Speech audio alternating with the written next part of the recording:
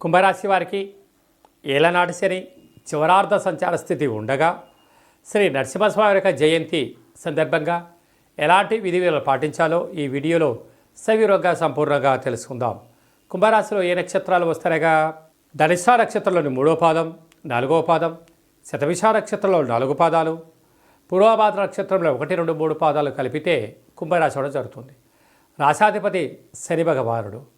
వీరికి ఏలనాటి శని చివరార్ధ సంచార స్థితిలో ధనస్థానంలో చతుర్గ్రహ సంచార స్థితి ఉండడం వలన బుద్ధికారకుడు బుధుడు, కళత్రకారకుడు శుక్రుడు, ఆయుకారకుడు శని భగవానుడు, నర దృష్టి వాస్తు దృష్టి అయిన రాహు ఉండడం వలన ధనపరమైన స్వల్పమైన ఆటంకాలు, ఇవి శాశ్వతం కాదు అని చెప్పి గమనించాలి. అలాగనే ఏడాది తర్వాత రవి తృతీయలో సంచారం చేయడం వల్ల తల్లిదండ్రులతో గురువులతో సఖ్యతగా ఉండండి. అర్ధాష్టమ గురువు వెళ్ళిపోతూ మీకంతా మంచే చేయిస్తాడు.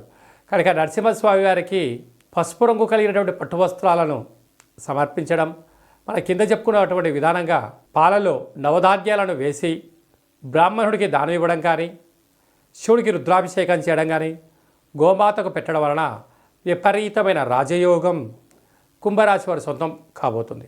6వ స్థానంలో కుజుడు ఉండడం వల్ల స్థిరాస్తులు, చరాస్తులు, వ్యాపారాలు, అభివృద్ధి అన్నింటా విజయం కుంభరాశి వారి సొంతం కాబోతుంది.